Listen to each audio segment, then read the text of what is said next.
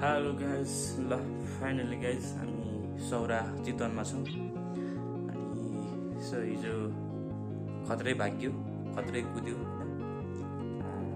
उता मोगलिनबाट हामी आउँदैथ्यौँ। बिहान लगभग हामी 7 बजे हामी काठमाडौँबाट हिँडेको खुसी खोलाबाट। र 7 बजे हिँड्दै गर्दा हामी लगभग 9 बजीतिर हामी कुरिनटार आइपुगेको थियौँ गल्छी। अनि त्यहाँनिर आउँदै गर्दा थाहा भयो होइन। त्यहाँनिर अलिकता न्युजहरू हेर्दै गर्दाखेरि त्यहाँ आउँदा थाहा भयो। त्यसपछि लगभग हामी कुरिनटारतिर आइपुग्दाखेरि अनि त्यहाँ पुरा मानिसहरू भागाभाग अनि गाडीहरू सबै रोकिरहेको रहेछ ठाउँ ठाउँमा। अनि त्यहाँनिर केही बेर बस्यो अनि एकछिन बस्दै गर्दाखेरि सबै भागाभाग भइरहेको थियो।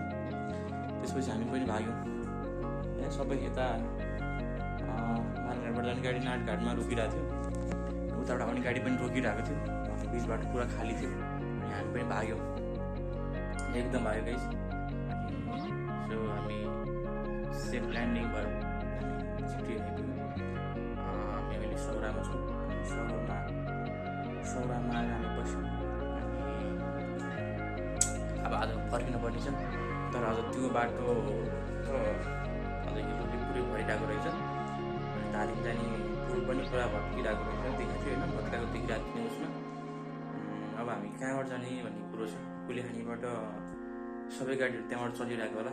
अनि सबै त्यहाँबाट गाडी चल्दाखेरि कतिमा लस्टै जाम होला, मेरो विचारमा जाम हुनुपर्छ। अनि जाम हुँदै गर्दाखेरि अब अप्सन त्यही नै हो, अर्को अप्सन छैन। अनि अब एकचोटि यता मुलिङको बाटो त खुला छैन होला। फर्किनु पर्ने हुन्छ आज। कहाँबाट फर्किने बेस हेर्दै जाउँ यता देखाउनेछौँ। सायद हामी भेटाबाट हुँदै फर्किन्छौँ होला, किनभने यताबाट त पोसिबलै छैन। उतैबाट हुन्छ फर्किन्छ होला। सो ल आज हामी चितवनमा छौँ, सौरामा छौँ। बाहिरको दृश्य मैले सरल देखाउँछ बिहानको दृश्य। अनि थ्याङ्क यू लर्ड होइन, सहीसँग आइपुग्यौँ। किनभने हामी एकदम भाग भयो। हामी यसरी हिँडेकै थिएनौँ।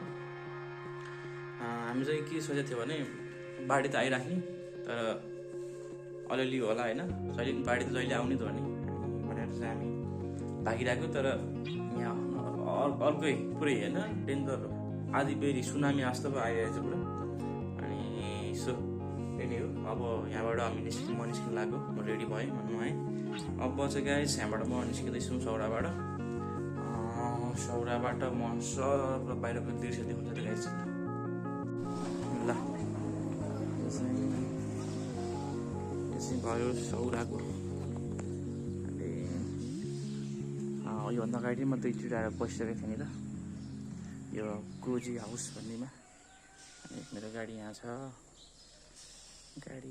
पार्किङ गरेको छु। यहाँ धनमा आइपुग्यो नि गाइस, नत्र बर्बादै हुने होइन। सो खत्रै पारेर आइपुग्यो सर। अब यहाँबाट अब जानुपर्ने हुन्छ, यहाँबाट अब निस्किनु लाग्यो। म रेडी भइसकेको छु। अब खत्रै छ यता चाहिँ लगभग त्यस्तो केही छैन।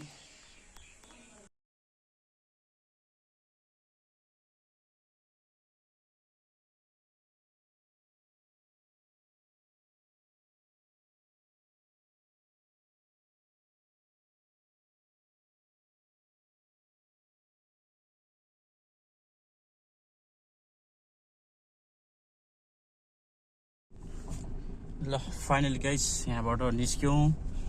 अब म सौराबाट हामी यही कोजी हाउसमा हामी बसेको थियौँ। अब म यहाँबाट निस्क्यौँ, सौराबाट निस्क्यौँ। अनि सो यही नै हो। अब हामी काठमाडौँ फर्किनु पर्ने हुन्छ। मुलिङको सडक खण्ड लगभग सोमबारसम्म बन्द भन्ने हामी सुनेको छौँ। अब हेर्दै जाउँ कहाँबाट गइन्छ, गइन्छ होला काठमाडौँ। सो अब कहाँबाट गइन्छ टक्क हामी निस्क्यौँ मुगलिन सौराबाट मुगलिन सरबाट निस्क्यौँ। यहाँबाट चाहिँ अब कहाँबाट जाने भन्ने कुराहरू हुन्छ। अब हेरौँ, सायद गइन्छ होला। उबाट कुलेखानीबाट बाटो के छ, कुलेखानीबाट हुन त 1-2वटा बाटो अप्सनहरू छ। बाइपास हुँदै कुलेखानी अनि अर्को उता टिका भैरव हुँदै लगभग 2-3वटा अप्सन त छ। अब पुरै जाम छ होला भन्ने हाम्रो भनाइ हो।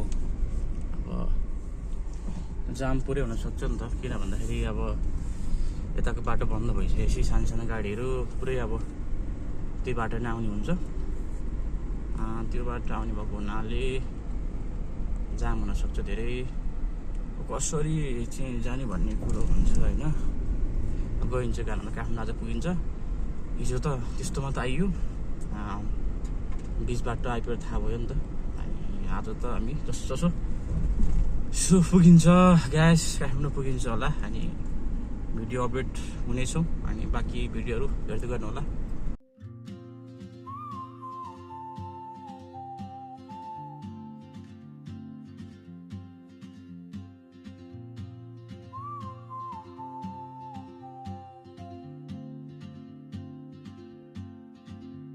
She moves like a map with no borders, a whisper caught in the wind. I see her boots at the corner cafe with a notebook and a grin.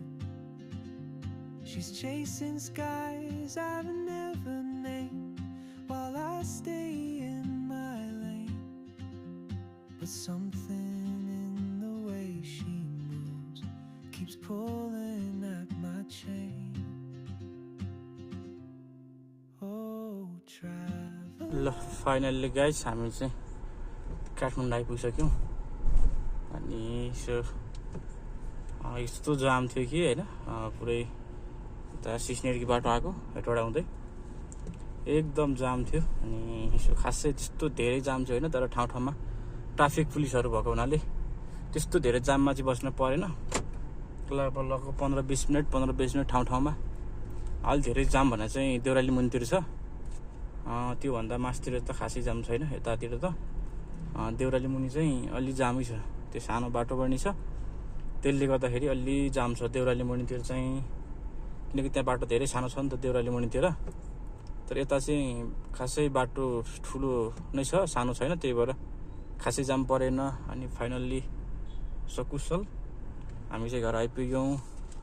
अनि हुन्छ यही तपाईँहरूलाई जानकारी होइन। उता सिस्नेरीको बाटो दक्षिणकाली बाटो कस्तो छ भन्दै हुने चाहिँ अहिले चाहिँ हल्का नजाँदा राम्रै हुन्छ। किन भन्दाखेरि अलिक रिक्स नै छ, किनकि जाम अलि हल्कै जामै छ। त्यो भएको हुनाले हल्का 2-4 दिन चाहिँ नजाँदा, यता मुगलिनको बाटो खुलेपछि मात्रै जाँदा राम्रो हुन्छ है।